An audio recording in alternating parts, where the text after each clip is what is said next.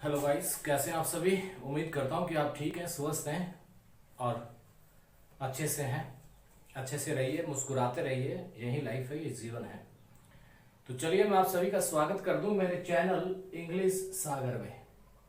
और जैसे कि आपको पता है, मैंने सिंथेसिस कंटिन्यूसली शुरू किया हुआ है। सिंथेसिस मतलब दो या दो से अधिक सिंपल सेंटेंस को जोड़ करके एक नया सिंपल कॉम्प्लेक्स या कंपाउंड बनाना। मैंने आपको सिंपल सेंटेंस बनाना पहले के वीडियो में बताया, और अभी मैंने कॉम्प्लेक्स सेंटेंस शुरू किया हुआ है। कॉम्प्लेक्स तीन तरह से बनता है, उसमें सबऑर्डिनेट क्लोजेस आते हैं, नाउन क्लोज, एडजेक्टिव क्लोज और कोऑर्डिनेट क्लोज। और उसमें से मैंने आपको नाउन क्लोज पहले बता दिया। आज मैं कॉम्प्लेक्स सेंटेंस में लेके आ रहा हूं आपके लिए रिलेटिव या एडजेक्टिव क्लोज। रिलेटिव क्लोज या एडजेक्टिव क्लोज किसे कहते हैं? एक्चुअली रिलेटिव क्लोज या एडजेक्टिव क्लोज का काम होता है प्रिंसिपल क्लोज के अंदर जो नाउन है या प्रोनाउन है उसके लिए विशेषण का काम करेगा। यानी प्रिंसिपल क्लोज के अंदर आने वाले नाउन प्रोनाउन के लिए ये एडजेक्टिव क्लोज एक विशेषण का काम करेगा, इसलिए इसे एडजेक्टिव क्लोज कहा जाता है। फॉर एग्जाम्पल,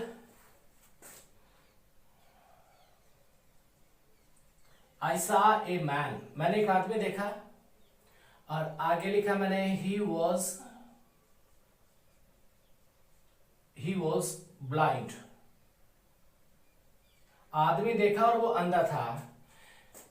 यानी पहले सेंटेंस में जो मैन दिया गया है, और इसमें ये पूरा का पूरा जो क्लोज है ये एक एडजेक्टिव बना हुआ है। इस नाउन के बारे में एक्स्ट्रा इंफॉर्मेशन ये पूरा क्लोज दे रहा है। क्या? ही वॉज ब्लाइंड, वो अंधा था। आई सॉ ए मैन, मैंने एक आदमी देखा और वो अंधा था। यानी ये पूरा का पूरा जो क्लोज है ये अकेली इस नाउन के बारे में कुछ एक्स्ट्रा जानकारी दे रहा है, उसके लिए विशेषण का काम कर रहा है, इसलिए ये एक एडजेक्टिव क्लोज हुआ।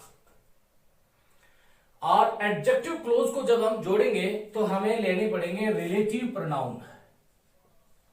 क्या लेने पड़ेंगे हमें? Relative pronoun. जो रिलेटिव क्लोज है वो रिलेटिव प्रोनाउन से ही जोड़ा जाएगा, ये देखना है हमें। तो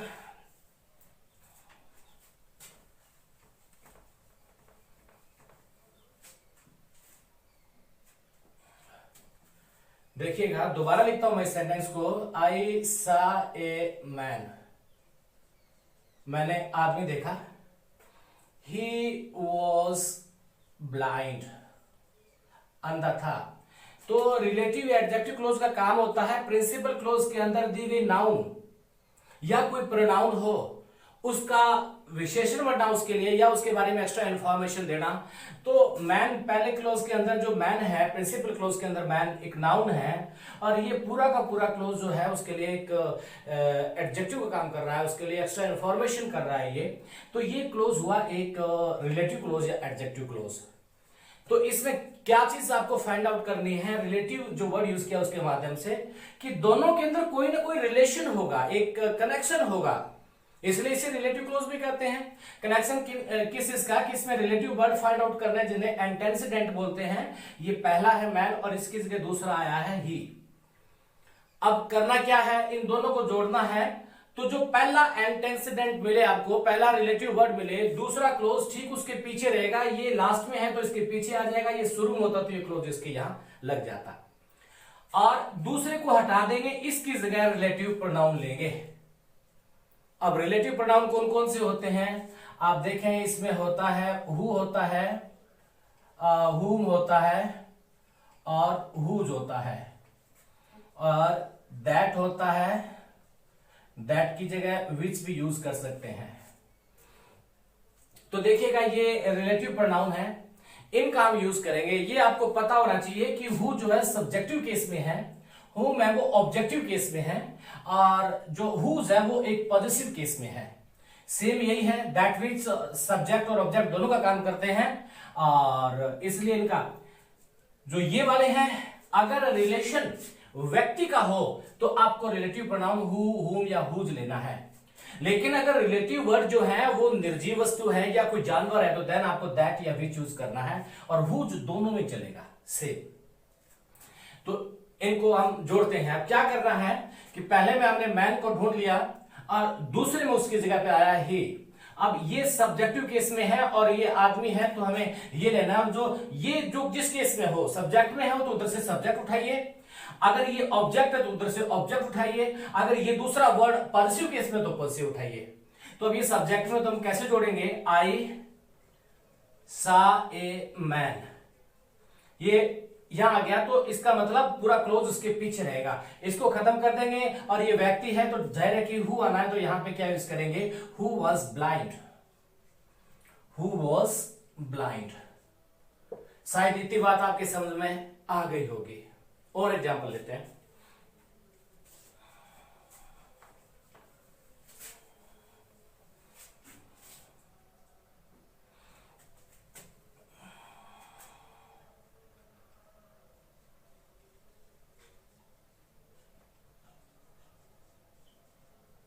मैंने लिखा है आई बॉट ए बस,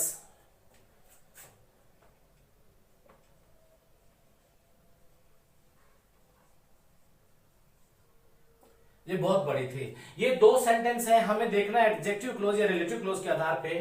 तो जो पहला क्लोज है उसमें है बस, जिसके बारे में डिस्कस हो रही है। अब ये पहला रिलेटिव वर्ड है। अब दूसरे क्लोज में देखना है कि पूरी की पूरी जो बात है इस क्लोज की, वो सारी की सारी बस के बारे में है।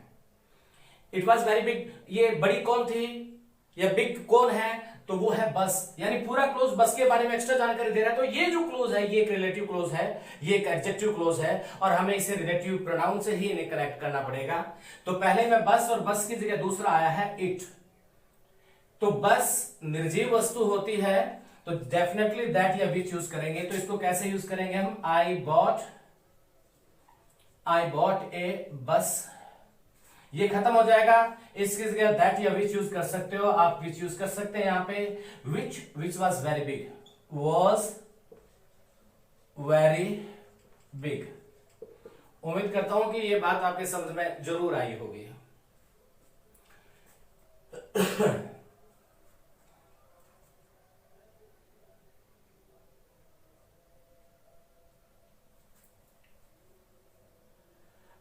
देखिएगा, The bus was for Delhi, मैंने एक सेंटेंस लिख दिया है। दूसरा देखिए, I bought it yesterday, ये है आपके सामने। तो इसमें हमें देखना है कि दोनों सेंटेंस आपके सामने, इसमें रिलेटिव क्लोज कौन सा है। रिलेटिव क्लोज वो क्लोज होता है, एडजेक्टिव क्लोज वो क्लोज होता है जो प्रिंसिपल क्लोज के अंदर दी गई नाउन या प्रोनाउन के बारे में एक्स्ट्रा इंफॉर्मेशन देगा, उसका विशेषण बढ़ेगा, तो डेफिनेटली वो एक एडजेक्टिव क्लोज होगा, और उसे रिलेटिव प्रोनाउन से ही हम जोड़ेंगे। तो पहले में the bus was for Delhi, बस दिल्ली के लिए थी। आई बॉट इट यस्टरडे, आपके पास दो चीजें, एक तो दिल्ली है नाउन और एक है बस। ये जो पूरा क्लोज है ये किसके बारे में, दिल्ली के बारे में बोला जा रहा है या बस के बारे में बोला जा रहा है, ये आपको देखना है। इसके लिए आपको ढूंढना है रिलेटिव वर्ड्स। जैसे पहले बस या दिल्ली देखें, आप बस देखें तो बस के लिए दूसरा जो वर्ड है रिलेटिव इट दिया हुआ है। दिल्ली के लिए भी इसका यूज हो सकता है, लेकिन दिल्ली के ऊपर बोर्ड नहीं हो सकते हम, तो डेफिनेटली ये किसके लिए आया है, बस के लिए आया है।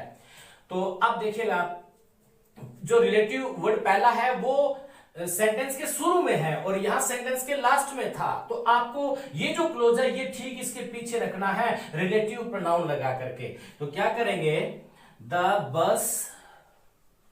अब रिलेटिव प्रोनाउंस हु नहीं आएंगे क्योंकि एक निर्जीव वस्तु है, तो आपको दैट या विच यूज करना पड़ेगा। The bus that I bought it yesterday, ये खत्म हो जाएगा यस्टरडे। अब ये पीछे का जो क्लोज है ये इसमें पीछे आ जाएगा। वाज फॉर दिल्ली, शायद ये आपके समझ में आया होगा। तो इसकी कहानी बस इतनी है कि रिलेटिव जो क्लोज है, जो सेंटेंस बना है ये कॉम्प्लेक्स बना है, सेंटेंस जो बना है ये कॉम्प्लेक्स बना है। Relative close adjective close complex sentence बनाते हैं। एक्चुअली हम कॉम्प्लेक्स सेंटेंसेस सीख रहे हैं सिंथेसिस के जरिए, तो इसमें रिलेटिव एडजेक्टिव क्लोज आ रहा है जो सेंटेंस बनाता है, तो इसके माध्यम से हम सेंटेंस बनाएंगे, ये कॉम्प्लेक्स और बस इतना सा है कि एडजेक्टिव क्लोज जो है प्रिंसिपल क्लोज के अंदर दी गई नाउन, उस नाउन के बारे में एक्स्ट्रा जानकारी देगा, अतिरिक्त इंफॉर्मेशन देगा, उसका विशेषण बनेगा, तो वो क्लोज एक एडजेक्टिव क्लोज होगा और उसे आप रिलेटिव क्लोज से ही कनेक्ट करेंगे। शायद आपके समझ में आ गया तो प्लीज मेरे इस चैनल इंग्लिश सागर को आप सब्सक्राइब करिए, कमेंट करिए, शेयर करिए, लाइक करिए, मुझे प्रेरणा मिलेगी आगे बढ़ने की, तो प्लीज डू इट। अगर आप चाहें तो, नहीं चाहें तो कोई बात नहीं है। आपका दिन शुभ हो। थैंक्स।